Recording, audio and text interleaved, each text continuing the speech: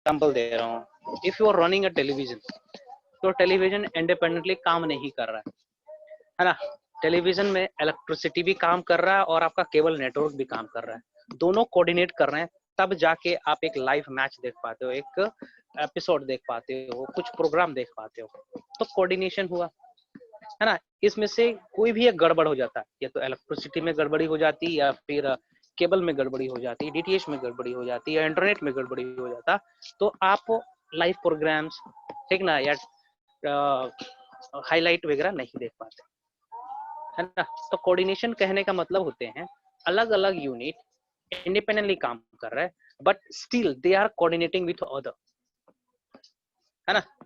दूसरे ऑर्गन के साथ भी कोऑर्डिनेट करेंगे ताकि एक बहुत बड़ा गोल अचीव हो सके। For example, if I am teaching, तो इसके दौरान, ठीक ना, my hand is working, my mouth is working, my eyes are working, my ear are working, ठीक ना। तो हमारा कान, आंख, नाक, हाथ एक साथ कोऑर्डिनेट कर रहा है, तब जाके हम पढ़ा पा रहे हैं, है ना। आप भी पढ़ पा रहे हो क्योंकि आपका ईयर सिस्टम, हियरिंग सिस्टम, है ना, विजुअल सिस्टम, मेमोरी सिस्टम काम कर रहा है, मस्कुलर सिस्टम काम कर रहा है, तब जाके आप पढ़ पा रहे हो। इनमें से कोई भी एक सिस्टम गड़बड़ी होगा, आप पढ़ नहीं पाओगे, है ना। जैसे कि मान चलो अभी हम we are using what 3G 4G electronic devices use कर रहे हैं, अब मान चलो ईयरफोन गड़बड़ी हो गया, तो क्या आप इफिशिएंटली चीजों को सीख पाओगे? नहीं कर पाओगे। सो कोऑर्डिनेशन का मतलब ही होता है साथ में मिल के काम होना, that is coordination. Fine,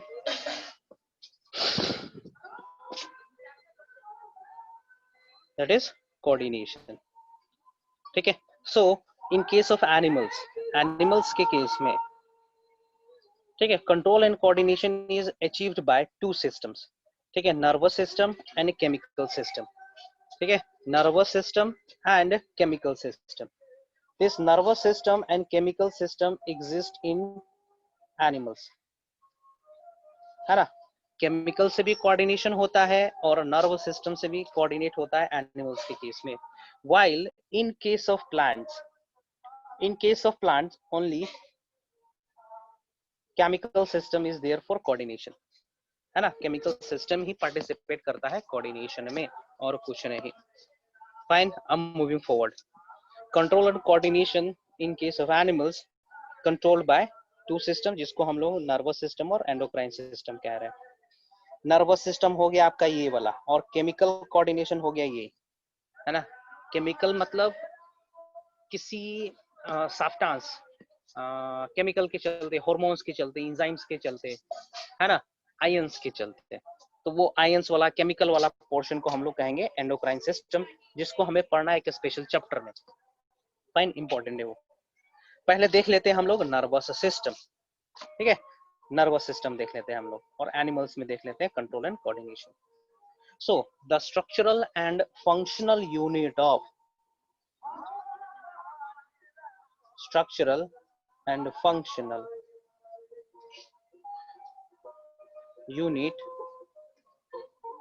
okay, the structural and functional unit of nervous system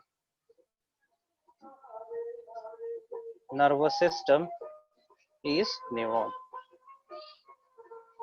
neuron है तो न्यूरॉन का डायग्राम हमें बनाना पड़ेगा, तो न्यूरॉन का डायग्राम आप यहाँ पे देख लीजिए, ठीक है। Let me explain this, okay, explain करने दे हमें, एक्सप्लेन करता हूँ।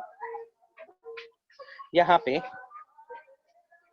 ये वाला, ये जो पोर्शन देख पा रहे हो ना, ये वाला पोर्शन, ये वाला पोर्शन, ये एक सेल है, दिस इज वन सेल, ये एक सेल हुआ, ओके। इसके ऊपर बहुत सारा सेल्स प्रेजेंट होगा। फॉर एग्जांपल ये देखिए, ये प्रेजेंट है, ये प्रेजेंट है, ये प्रेजेंट है ना। तो यहाँ पे हम और भी सेल्स बनाए हैं, देखो ये सब कुछ दूसरे सेल्स हैं, जिसको हम लोग कहते हैं Schwann cell. I tell the function of Schwann cell. Fine, उससे पहले हम देखते हैं अपना मेन न्यूरॉन्स को देखते हैं, ठीक है ना, हमारा जो न्यूरॉन्स है उसको देखते हैं। So this is a single cell, इसको दो भागों में बांटा गया है, body portion and the axon part. और हेड पोर्शन, इसको हेड पोर्शन भी कहा जाता है, ठीक है, इसको हेड भी कहेंगे और इसको हम लोग टेल बोले या फिर एक्सोन बोले, है ना। This head portion contains the cytoplasm, है ना, ये साइटोप्लाज्म एरिया है, न्यूक्लियस है इसके पास, है ना, और नेसल्स ग्रैन्युल्स है। Nissl granules is associated with ribosomes, है ना, Nissl granule is associated with protein synthesis. Question आता है एनटीएससी में, आता है क्वेश्चन, नेसल ग्रैन्युल्स जो साइटोप्लाज्म ऑफ न्यूरॉन्स में प्रेजेंट है, what is its role and what is its basic structure actually. तो इसका बेसिक स्ट्रक्चर होता है आरएनए का, सॉरी वो आरएनए मतलब राइबोसोम, ठीक है, राइबोसोम है, राइबोसोम, ठीक है, मतलब प्रोटीन सिंथेसिस से रिलेटेड है ये। Fine. Dendritic cell it receives messages from the receptors. Dendrite cells का काम यही है ना, कि रिसेप्टर से मैसेज को रिसीव करे, इंपल्स को रिसीव करे, इलेक्ट्रिक पोटेंशियल को रिसीव करे, इलेक्ट्रिक करंट को रिसीव करे, है ना, और इस इलेक्ट्रिक करंट को पहुंचा दे यहाँ तक नर्व एंड तक, है ना, यहाँ तक पहुंचा दे। फाइन। सो इस जो इंपल्स का मूवमेंट होता है, इलेक्ट्रिक करंट का मूवमेंट होता है, इंफॉर्मेशन का मूवमेंट होता है, that is always unidirectional.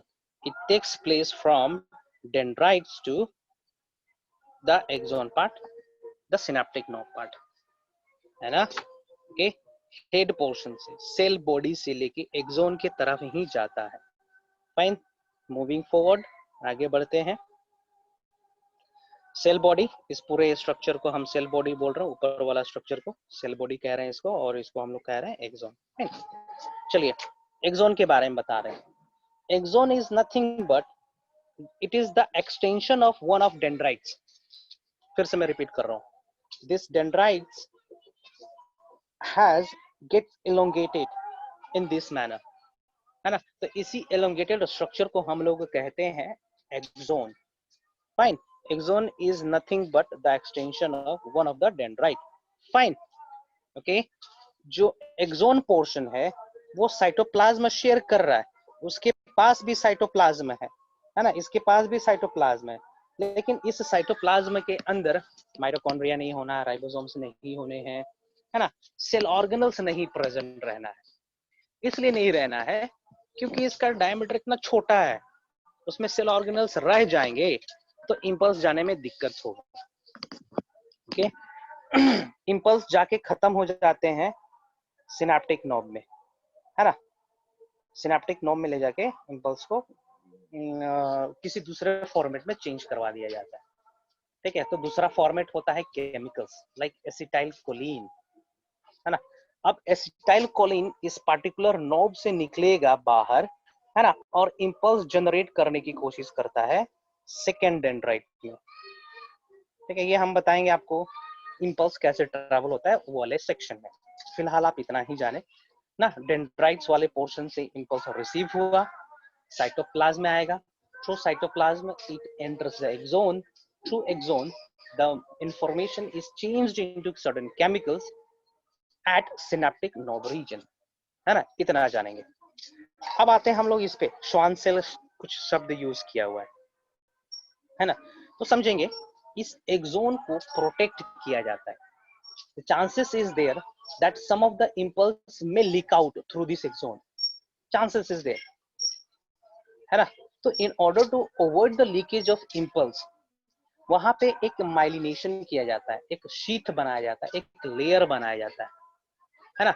that layer of fat is prepared by Schwann cell, है ना। Schwann cell का फंक्शन यही है कि आप जाओ भैया जाके, है ना, माइलिनेशन कर दो इस ट्यूब के बाहर, है ना, इस ट्यूब के बाहर जाके माइलिनेशन कर दीजिए। तो माइलिनेशन करता है, स्वान सेल सिक्रीट्स माइलिन, है ना, it's a type of insulator, है ना, it's a type of insulator, lipid compound है माइलिन शीट, है ना। तो ये माइलिन का एक लेयर बना देता है, माइलिन का एक लेयर बना देता है एक्सोन के बाहर, और माइलिन बनाएगा कौन, श्वान सेल बनाता है। तो बहुत सारा श्वान सेल देखोगे एसोसिएटेड हो रखा है एक्सोन से, है ना। किसी किसी के केस में कहीं कहीं पे इस तरीके से भी स्ट्रक्चर बनता है, जिसे देखेंगे थोड़ा सा। For example this is dendrite, fine, ये हो गया एक्सोन। हाँ, ये एक्सोन हो गया। एक्सोन यहाँ पे नॉन माइलिनेटेड है ना, एक सेल उससे दूर प्रेजेंट रहेगा। For example this is one cell, है ना, ये देखिए इस तरीके से माइलिनेशन प्रोवाइड कर रहा है ना। सेल डायरेक्ट अटैच नहीं है, दूर कहीं से पकड़ के रखा है, माइलिनेशन प्रोवाइड कर रहा है। ये भी प्रोसेस होता है, ठीक है, इस तरीके का भी प्रोसेस होता है माइलिनेशन के लिए। सो स्वान सेल सेवरल अमाउंट में हो सकते हैं, उसका न्यूक्लियस है यहाँ पे, फाइन। कहीं कहीं पे माइलिनेशन एब्सेंट है, the absent region is called node of Ranvier, लिखा होगा, है ना। उस रीजन में माइलिनेशन एब्सेंट है, माइलिनेशन नहीं है ना। तो वो इसलिए रखा गया है ताकि आयंस का एक्सचेंज हो सके, ओके, इसलिए प्रेजेंट है ताकि आयंस यहाँ से निकल सके, अंदर जा सके, सोडियम आयन, है ना, पोटेशियम आयन की एग्जिट एंट्री हो सके, है ना। तो लगेगा, आप जानोगे इसको हायर क्लासेस में, कि यहाँ पे इंपल्स जो ट्रेवल कर रहा है ना, जंप कर रहा है, इसको सल्टेटरी मूवमेंट कहते हैं, सल्टेटरी, इसको सल्टेटरी मूवमेंट कहते हैं, फाइन। चलिए, ये सब हम बता दिए, डन, सब तो हो ही गया। चलिए एक बार पढ़ लीजिए, उसके बाद हम आगे बढ़ते हैं। ना समझ में आए तो tell me, I'll repeat once again। जो चीज हम बताए हैं वो चीज यहाँ पे लिखा हुआ है, एक बार पढ़ें आप लोग, डाउट होगा रिपीट करें question, I'll reply।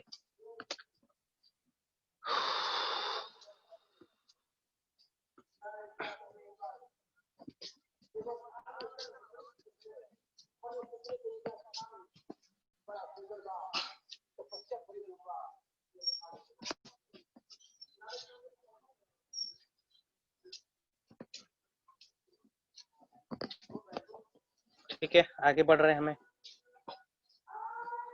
Nisal granules, ये इंपॉर्टेंट है, बता चुके हैं हम, ठीक है, ठीक है, सब डिस्कस कर चुके हैं, डिस्कस हो चुका है। आई एम मूविंग फॉरवर्ड, ठीक है। डेंड्रोन्स, डेंड्राइट्स बता चुके हैं, ये इंपॉर्टेंट नहीं है, हटाइए हटाइए, नॉट सो इम्पोर्टेंट, ये भी नॉट सो इम्पोर्टेंट, हटाइए।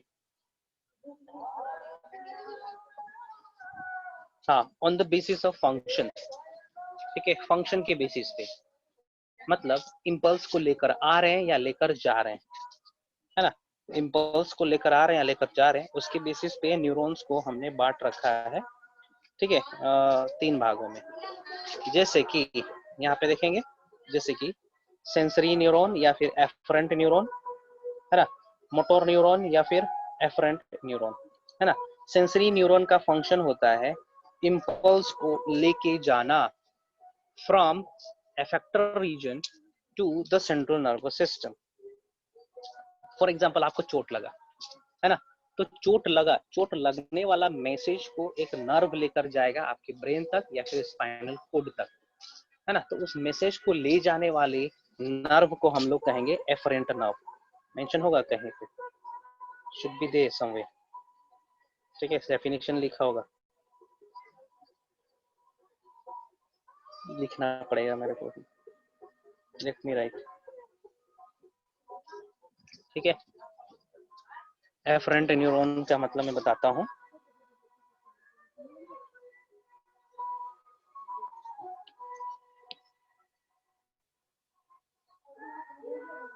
which can receive the impulse or stimulus from, ठीक है, impulse from कहाँ से,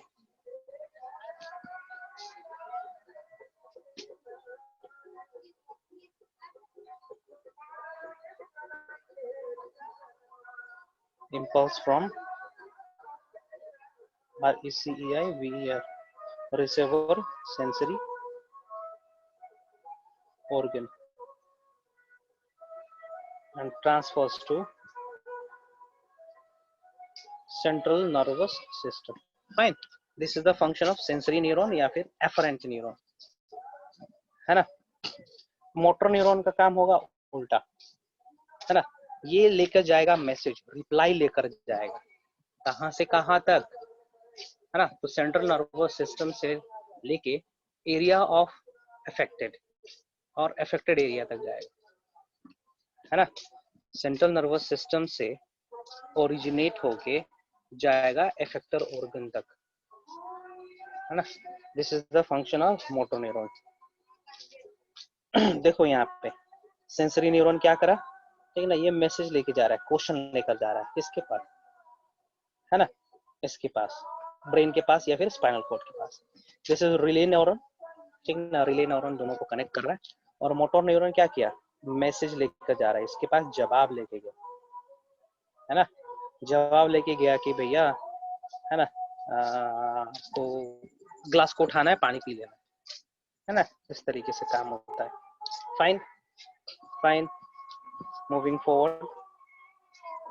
एसोसिएटेड और इंटरन्यूरॉन, ठीक है, इसमें तुम्हारा सेंसरी न्यूरॉन और मोटर न्यूरॉन दोनों आएंगे, ठीक है, मिक्स रहेगा इसके केस में। मूविंग फॉरवर्ड, साइनेप्स, हाँ इसके बारे में हम बोले थे आप लोगों को बताने के लिए, तो देखेंगे। साइनेप्स कहने का मतलब होता है दो न्यूरॉन जहाँ पे ज्वाइंट होते हैं, है ना, वहां पे एक गैप प्रेजेंट रहता है। दो न्यूरॉन आपस में एकदम ज्वाइंट नहीं रहते हैं 100% ज्वाइनिंग नहीं है यहाँ पे, है ना। यहाँ पे थोड़ा सा गैप प्रेजेंट रहता है, जिसको हम लोग सिनेप्टिक क्लेफ्ट भी कहते हैं और साइनेप्स भी कहते हैं। सिनेप्टिक क्लेफ्ट या फिर साइनेप्स भी कहेंगे। Fine, okay. होता क्या है यहाँ पे, वन मोमेंट प्लीज, ठीक ना। यहाँ पे एक बार समझेंगे क्या हो रहा है। सी, इम्पल्स आया, इम्पल्स को डिकोड कर, ये कोड कर दिया जाता है न्यूरोट्रांसमीटर्स के रूप में, है ना, किसी केमिकल्स के फॉर्म में कन्वर्ट कर दिया जाता है। वो केमिकल बाहर निकलना शुरू हुआ, है ना, ये निकला बाहर न्यूरोट्रांसमीटर, और जाके बाइंड कर जाते हैं दूसरे डेंड्राइट पे, दूसरे न्यूरॉन्स पे, और फिर से इलेक्ट्रिक इम्पल्स जनरेट होना शुरू हो जाता है दूसरे नर्व्स में, है ना। जैसे कि यहाँ पे देखो, ये रहा एक न्यूरॉन, ये रहा दूसरा न्यूरॉन, है ना। तो इसी एरिया को हम थोड़ा इनलार्ज करके बनाए हैं यहाँ पे। सो देखो यहाँ पे इम्पल्स जो जाना शुरू होगा तो किस तरीके जाएगा, इधर से गया इधर, फिर इधर, है ना, इस तरीके से मूव करेगा। फाइन, सो यहाँ पे ये इम्पोर्टेंट है, न्यूरोट्रांसमीटर इम्पोर्टेंट है, न्यूरोट्रांसमीटर, है ना। न्यूरोट्रांसमीटर ये प्रकार के केमिकल है ना, जो कि नेक्स्ट न्यूरॉन के अंदर इम्पल्स जनरेट करेगा या नहीं करेगा, ठीक है। इम्पल्स शब्द यूज कर रहे हैं, they are nothing but a electrochemical information, एक प्रकार का इलेक्ट्रिक इम्पल्स, इलेक्ट्रिसिटी है, करंट है, मूव कर रहा है एक जगह से दूसरे जगह, और कुछ नहीं। न्यूरोट्रांसमीटर केमिकल्स होते हैं, एक्चुअल में केमिकल होते हैं जो इम्पल्स जनरेट कर सकते हैं, जो इलेक्ट्रिसिटी जनरेट करवा सकते हैं। फाइन, चलो हटाइए। स्टिमुलेटरी एंड इनहिबिटरी, न्यूरोट्रांसमीटर दो प्रकार के हो सकते हैं। स्टिमुलेटरी कहने का मतलब इम्पल्स को जाने देंगे, करंट को एक एंड से दूसरे एंड तक जाने देंगे, एक बॉडी पार्ट से दूसरे बॉडी पार्ट तक जाने देंगे, उसको हम लोग कहेंगे स्टिमुलेटरी न्यूरोट्रांसमीटर। जैसे कि एसिटाइल कोलिन है, नॉरएपिनेफ्रिन है, नॉरएड्रेनालिन है, ठीक ना। एसिटाइल कोलिन को ही सॉरी नॉरएपिनेफ्रिन को ही नॉरएड्रेनालिन कहा जाता है ना। एक बार यदि जनरेट हो जाए, एक बार यदि सिनेप्टिक क्लेफ्ट में आ जाए, तो दूसरे डेंड्राइट में इम्पल्स जनरेट करवा सकता है। लेकिन इनहिबिटरी क्या होगा ना, इनहिबिटरी न्यूरॉन्स जो होंगे, सॉरी इनहिबिटरी न्यूरोट्रांसमीटर होंगे, इम्पल्स को जाने ही नहीं देगा। मान के चलो हमारा हाथ कट गया, ठीक ना, तो हमें दर्द हो रहा है, फाइन, हमें दर्द हो रहा है, बार बार दर्द हो रहा है, क्योंकि मैसेज जा रहा है हमारे ब्रेन तक कि आपका हाथ कटा हुआ है, इन्फ्लामेटरी रिस्पॉन्स करना है। लेकिन उसी समय यदि हम इनहिबिटरी न्यूरोट्रांसमीटर अपने शरीर में ले लेंगे, तो वो मैसेज पहुंच नहीं पाएगा हमारे ब्रेन तक, और आपको दर्द महसूस नहीं होगा। कभी कभी बोला जाता है ना कि पेन किलर ले लीजिए, सर दुख रहा है, बॉडी पेन हो रहा है, पेन किलर ले लीजिए, है ना। तो आप भी पेन किलर ले लेते हो, 2-3 घंटे तक ठीक रहता है, उसके बाद फिर से धीरे धीरे दर्द स्टार्ट हो जाता है। रीजन क्या है? रीजन ये है, दर्द तो उस समय भी हो ही रहा था, मैसेज क्रिएट हो रहा था, लेकिन वो मैसेज आपके ब्रेन तक नहीं पहुंच रहा था दर्द वाला। जैसे ही ये न्यूरो इनहिबिटर्स खत्म हो जाते हैं ना, इंपल्स पहुंचना शुरू हो जाता है आपके ब्रेन तक, फिर से दर्द महसूस होने लगता है ना। ओके, ये है रीजन। फाइन। गाबा प्रोटीन है, डोपामाइन है, ग्लाइसिन है, ठीक है, ये सब इनहिबिटरी न्यूरोट्रांसमीटर्स है।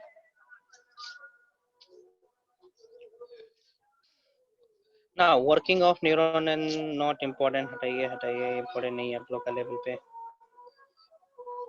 हाँ, दिस इज इम्पोर्टेंट, ये इम्पोर्टेंट है ना। फोटो रिसेप्टर्स, ये फोटो रिसेप्टर्स कहने का मतलब ऐसे सेल्स होंगे जो लाइट के प्रेजेंस में एक्टिवेट हो जाएंगे। कहाँ प्रेजेंट होगा फोटो रिसेप्टर्स? आंख में। फोनो रिसेप्टर्स साउंड के चलते एक्टिवेट होंगे, कान में प्रेजेंट रहेगा। ऑल फैक्टर रिसेप्टर नाक में प्रेजेंट रहना है स्मेल को, गस्टेटरी टेस्ट के लिए है ना। टैंगो रिसेप्टर टच के लिए है। थर्मो रिसेप्टर THIGMO, ये थिग्मो होना चाहिए, थिग्मो रिसेप्टर है ना, टच के लिए होता है। ठीक है ठीक है, ये इंपॉर्टेंट है। फोनो receptor, olfactory receptor, gustatory receptor, photo receptors है ना, दे आर सेल्स। ठीक है, ये सेल्स है जिनके पास टेंडेंसी है ये करने के लिए, क्या बोलते हैं, इम्पल्स को रिसीव करने के लिए। फॉर एग्जाम्पल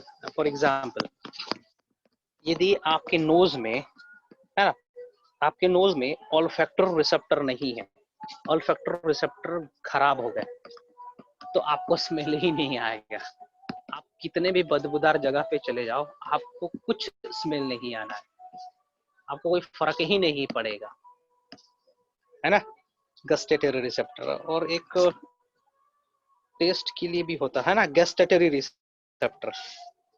ठीक है, गस्टेटरी रिसेप्टर्स टेस्ट को एनालाइज करता है ना। कभी कभी आपने ऑब्जर्व करा होगा कि गर्मी के समय कभी भी गर्म चाय पी लिए, दूध पी लिए, है ना, मुंह जल जाता है, बोलते हैं ना यार मुंह जल गया, चाय पी लिए गर्मा गर्म, है ना। तो मुंह जलने का मतलब है कि आपका टेस्ट बर्ड्स ना, टेस्ट रिसेप्टर्स डिस्ट्रॉय हो जाना।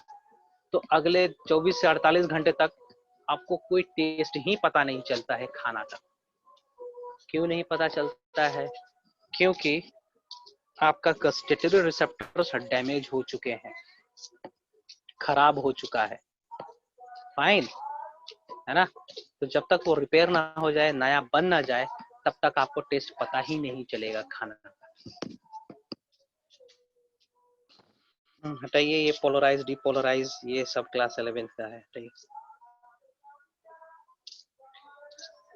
ये इम्पोर्टेंट है। यहाँ पे आते हैं नर्वस सिस्टम, ध्यान से देखेंगे, यहीं से क्वेश्चन आता है जी। ठीक है, नर्वस सिस्टम को हम दो भागों में बांट रखे हैं, the central nervous system and the peripheral nervous system. Fine, the central nervous system and the peripheral nervous system.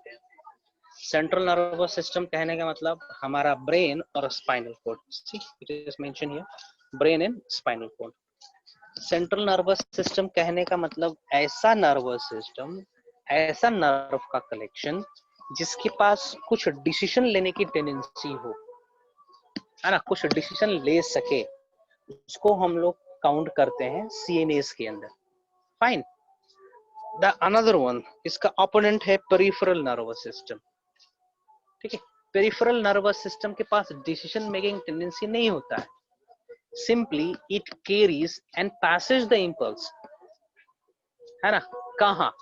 Brain और स्पाइनल कोड को छोड़ देंगे तो वो सारे बॉडी में नर्व डिस्ट्रीब्यूटेड है ना, तो उन सभी नर्व्स को हम लोग कैलकुलेट करेंगे पेरिफेरल नर्वस सिस्टम के अंदर, है ना। जैसे कि हमारा स्पाइनल कोड हो गया, रीढ़ की हड्डी हो गई, उसके अंदर सेंट्रल नर्वस सिस्टम है ना।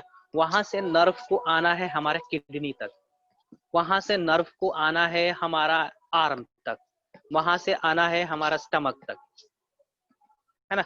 तो इसके बीच में जो एसोसिएशन करवाएगा उन नर्व्स को हम लोग बोलेंगे पेरिफेरल नर्वस सिस्टम। फाइन, चलिए पेरिफेरल नर्वस सिस्टम को दो भागों में बांट रखे हम लोग, मोटोर न्यूरॉन है ना, सेंसरी न्यूरॉन है ना।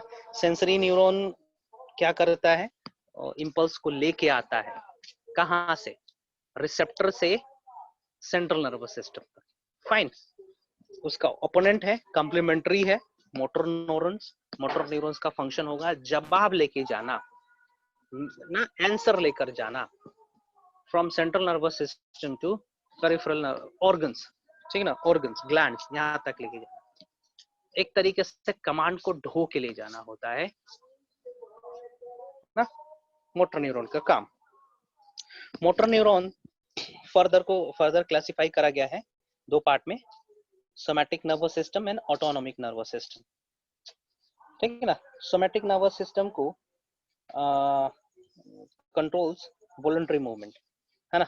सोमैटिक नर्वस सिस्टम उस इंपल्स को लेके जाता है जो इंपल्स हम अपने ब्रेन से भेज सकते हैं, है ना, सोच के भेज सकते हैं। भेजना है या नहीं भेजना है, it depends upon us. Okay, so जो रेगुलेटरी इंपल्स होगा, यदि हम उसको भेज रहे हैं किसी ऑर्गन के पास, तो वो मैसेज लेके जाना है somatic nervous system. While autonomic nervous system उस इंपल्स को लेके जाएगा जिसको हम कंट्रोल नहीं कर सकते हैं। फॉर एग्जाम्पल, हमें छींक आ रहा था, ठीक ना, तो हमारा आंख बंद होने का मैसेज गया। अब हम चाह के भी आंख खोल नहीं सकते, क्योंकि उस इंपल्स को ले जाने वाला रास्ता है, नर्व है, ऑटोनॉमिक नर्वस सिस्टम। हम उसको कंट्रोल नहीं कर सकते, है ना। लेकिन जैसे ही आपके पीछे कुत्ते ने दौड़ाने लगा, ठीक है, आप तेज भागने लगे, तो उस समय आपका सोमैटिक नर्वस सिस्टम काम करना शुरू किया, आपको पैरों के पास जाके एनर्जी देना शुरू कर दिया, है ना, ब्रेन के पास मैसेज भेजा कि भागो नहीं तो काट लेगा। Okay, autonomic nervous system again is category and parasympathetic. Sympathetic and parasympathetic system for a particular opposite, है ना, एक पार्टिकुलर ऑर्गन के लिए ये दोनों ऑपोजिट काम करते हैं। चलिए हम डाइजेशन से बात कर रहे हैं, ठीक है, डाइजेशन की बात कर रहे हैं। डाइजेशन को प्रमोट करने के लिए, है ना, डाइजेशन को प्रमोट करने के लिए पैरासिम्पैथेटिक नर्वस सिस्टम काम करेगा, फॉर एग्जांपल, है ना।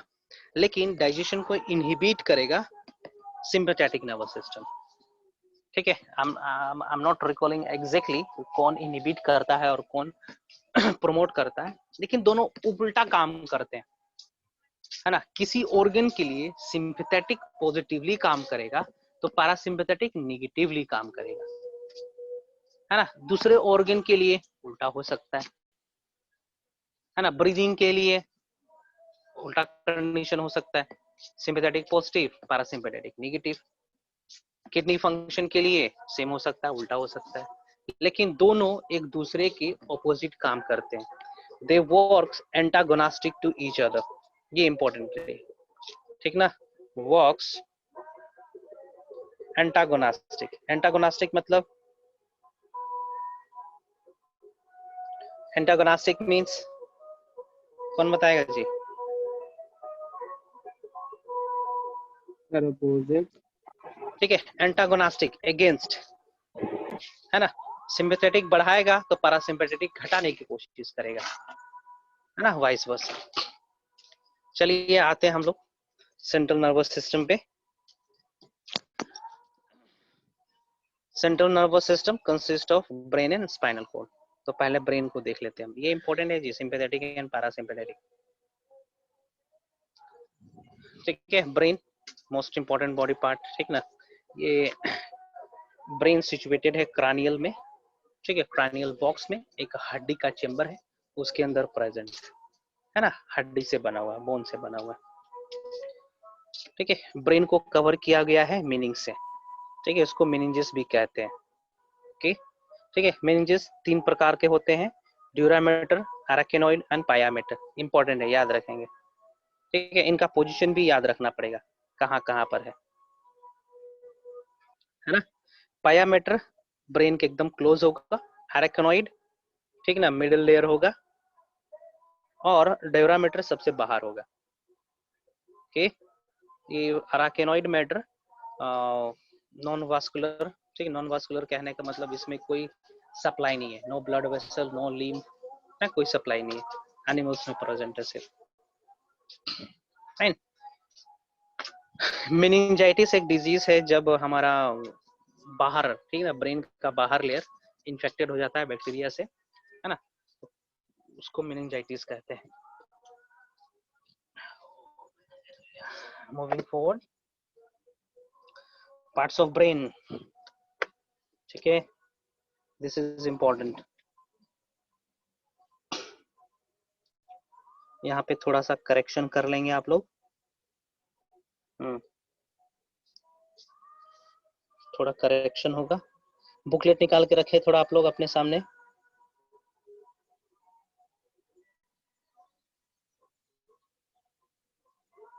निकाल लिए? Yes sir. करेक्शन करेंगे, ठीक है।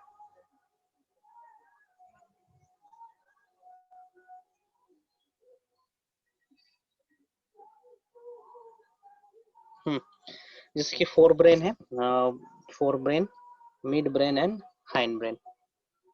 फाइन।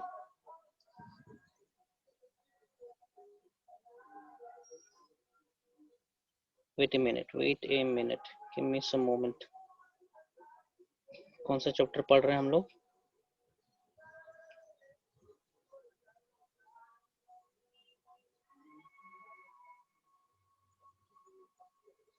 चलिए,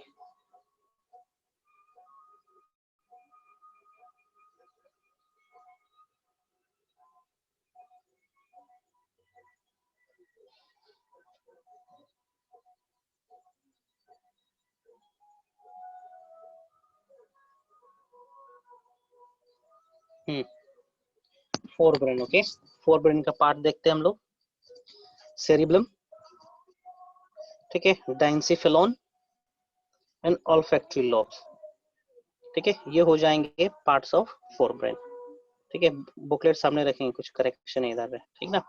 मिड ब्रेन का पोर्शन देखते हैं, इसके पास 2 ही पोर्शन है, ठीक ना, that is cerebral peduncle and corpora quadrigemina, corpora quadrigemina, this one. ठीक है, corpora quadrigemina ये हो जाएगा, okay, and cura cerebri, this is not the portion of mid brain. Okay, ये होगा आपका इधर, करेक्शन कर लेंगे, ठीक है। Medulla oblongata is the part of hind brain, medulla oblongata, ठीक है, medulla oblongata is the part of hind brain, not mid brain. ठीक है, ठीक है, करेक्शन है, कर लिए।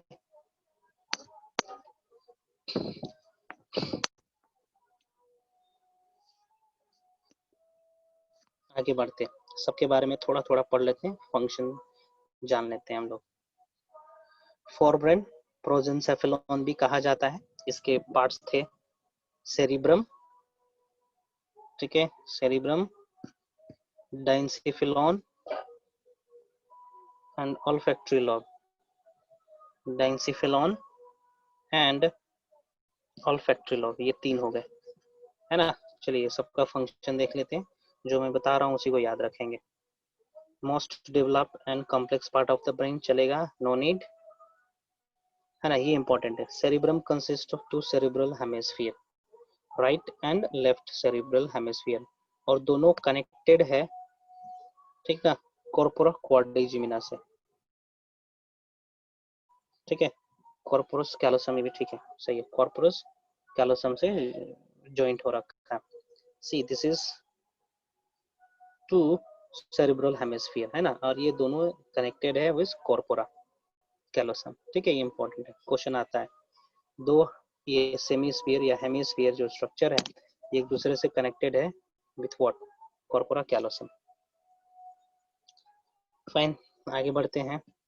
इसमें ग्रुप्स और रिजेस प्रेजेंट रहते हैं। ग्रुप्स को गैरी कहा जाता है, रिजेस को गैरी, और ग्रुप्स को सल्सी कहा जाएगा। फाइन, यहाँ पे इंपॉर्टेंट हो गया आपका क्या, ये वाला पॉइंट, ये वाला पॉइंट, ठीक ना, ये इंपॉर्टेंट नहीं है, यू कैन लीव, ठीक है, हटा सकते हो। हाँ, दिस इज मोस्ट इंपॉर्टेंट। एक सेरिब्रल हेमिस्फीयर के पास 4 लोब होते हैं, anterior, middle, lateral and posterior. सबका फंक्शन इंपॉर्टेंट है, सबका फंक्शन से क्वेश्चन आता है, ठीक ना। इंटीरियर को फ्रंटल लोब कहा जाता है, parietal lobe for middle, temporal lobe for lateral and occipital lobe for the posterior part. Frontal lobe intelligence, knowledge, abstract reasoning, creative memory के लिए important है। Middle is responsible for taste, writing, pain, touch, pressure. Temporal lobe is responsible for language, hearing and smell, while posterior is responsible for vision.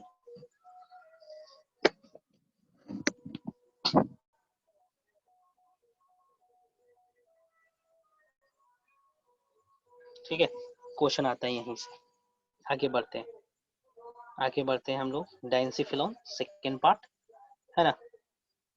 हाँ, इसके parts हैं, सब parts, ठीक है ना, ये इंपॉर्टेंट है।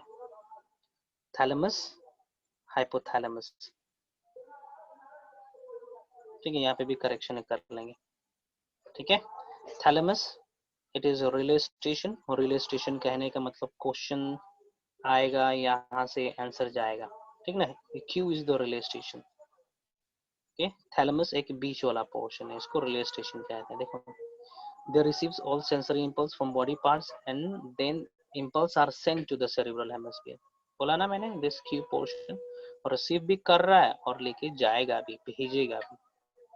हाइपोथैलेमस देखते हैं, है ना। लोअर लेटरल डाइंसिफिलोन, ये इंपॉर्टेंट है, डाइंसिफिलोन के नीचे प्रेजेंट रहता है ना। Okay, not so important. हाँ, पिट्यूटरी ग्लैंड अटैच रहता है हाइपोथैलेमस से, जस्ट इसके नीचे, है ना। मोस्ट इम्पोर्टेंट फंक्शन पे आते हैं, फंक्शन बहुत ज्यादा इंपॉर्टेंट है इसका।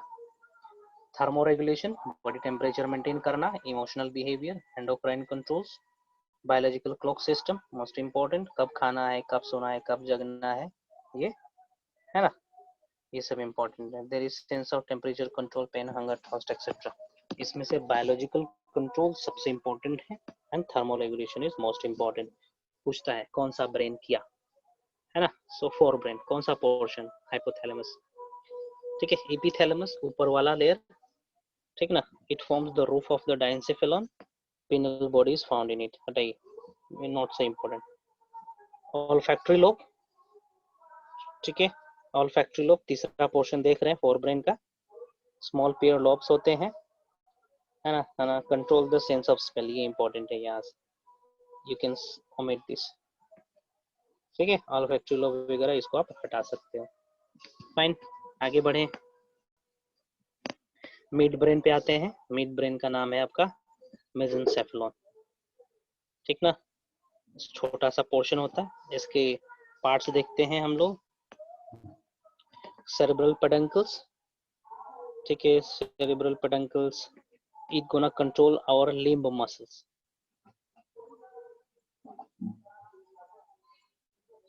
ठीक है। ये इंपॉर्टेंट नहीं है, ये भी इंपॉर्टेंट नहीं, हटाइए, इतना पे इंपॉर्टेंट है, controls the lime muscle, limb muscles, ठीक है, मसल मूवमेंट। ऑप्टिक लोब, ठीक है, ऑप्टिक लोब,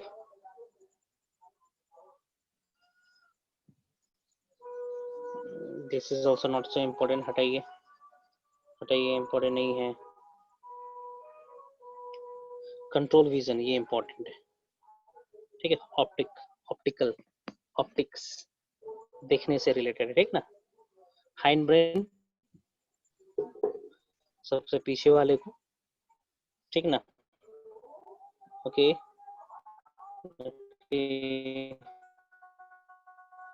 ब्रीदिंग रिएक्शन को कंट्रोल करते हैं, इंपॉर्टेंट, फंक्शन, बॉडी पोस्चर, ये इम्पोर्टेंट है। मेडुला ऑब्लोंगाटा, ठीक है ठीक है ठीक है। फंक्शन ये भी इम्पोर्टेंट है, ठीक है। Cavities in brain, this is not so important. Brain stem कौन बनाता है, दैट इज मोस्ट इम्पोर्टेंट, ठीक है। Which part of the brain forms the brain stem, यहाँ से क्वेश्चन आता है, ठीक ना। यहाँ पे मैं मेंशन कर दे रहा हूँ, ब्रेन स्टेम कौन बनाता है। ब्रेन स्टेम कहने का मतलब जहां से स्पाइनल कॉर्ड स्टार्ट होता है, स्टार्टिंग ऑफ स्पाइनल कॉर्ड, ठीक ना। Brain stem is formed by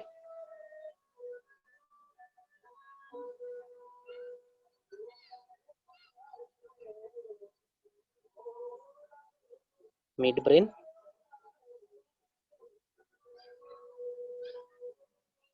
pons and medulla oblongata, and medulla oblongata,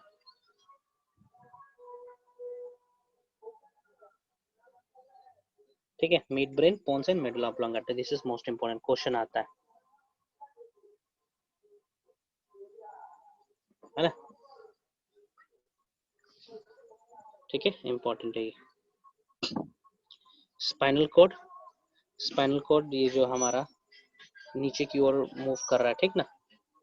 medulla oblongata ही जो कि हमारा नीचे की ओर एक्सटेंड हो गया, उसको हम लोग कह रहे हैं स्पाइनल कॉर्ड, ठीक है। रिफ्लेक्स सेक्शन में पार्टिसिपेट करता है ना। Let me tell you what is reflex section, ये भी ठीक है। Bridge between brain organs and body, ठीक ना, ठीक है ठीक है। ये भी है path of the impulse coming from body brain, देख लेंगे क्या है, ज्यादा कुछ नहीं हो सकता।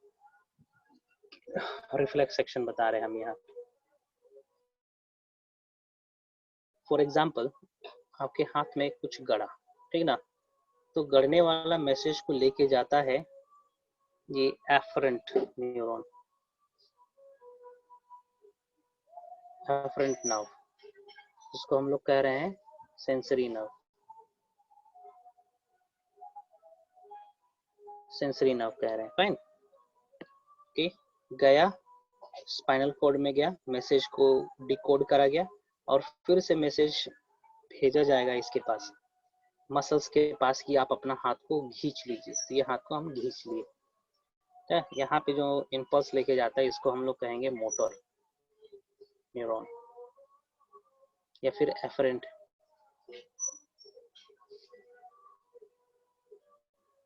है ना, एफरेंट न्यूरॉन कहेंगे इसको, ठीक है। कोई दिक्कत, कोई दिक्कत? If not means I will start another topic, यदि नहीं है तो हम कोई दूसरा टॉपिक स्टार्ट करेंगे। इसी को रिफ्लेक्स एक्शन कहा जाता है। और जो पाथवे देखा गया ना, जो पाथवे यूज हो रहा है यहाँ पे, उसको रिफ्लेक्स आर्क कहते हैं। रिफ्लेक्स एक्शन कहने का मतलब बिना सोचे समझे कोई एक्शन ले लेना, that is called reflex action, ठीक ना। और पाथ जो यूज हुआ है उसको हम लोग कहते हैं रिफ्लेक्स आर्क, ओके, ठीक है ठीक है ठीक है। रिफ्लेक्स एक्शन का कहीं पे डिफिनेशन है? Reflex action is spontaneous mechanical response produced by specific stimulating receptors, है ना। लाइट के चलते, मान के चलो ज्यादा लाइट आ गया, आंख बंद कर लेते हैं, है ना। ज्यादा टेम्परेचर हुआ, हट जाते हैं, ठंडा लगा, हट जाएंगे, ओके, ठीक है। भूख कुछ स्मेल करेंगे, माउथ में पानी आ जाएगा, that is also reflex action. बिना सोचे समझे कुछ एक्शन हो जाना हमारे शरीर में, that is called reflex action. और जो पाथवे यूज होता है उसको रिफ्लेक्स आर्क कहते हैं। रिफ्लेक्स एक्शन क्रैनियल भी हो सकता है माध्यम से, और ब्रेन के माध्यम से होगा तो उसको हम लोग कहेंगे क्रैनियल रिफ्लेक्स। जैसे छींकने से पहले आंख बंद हो जाना, ठीक ना, है ना, ठीक है ठीक है ठीक है। यहाँ पे देखो और अच्छे तरीके से समझा रखे हैं यहाँ पे। तुरंत होता है, ठीक है। Motor neuron, sensory neuron mention है यहाँ पे, दिस इज रिले न्यूरॉन, ये एसोसिएटेड न्यूरॉन और रिले न्यूरॉन कहते हैं इसको।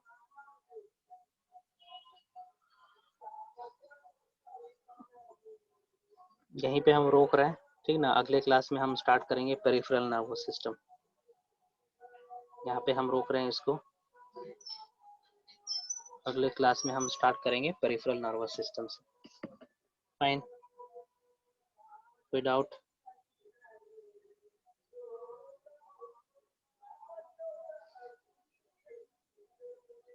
हम साइन ऑफ कर रहे हैं, किसी को क्वेश्चन है तो पूछ सकता है, ठीक ना। ओलंपियाड के लिए तैयारी करना है तो आप इसी से पढ़ोगे, ठीक है। I am signing off.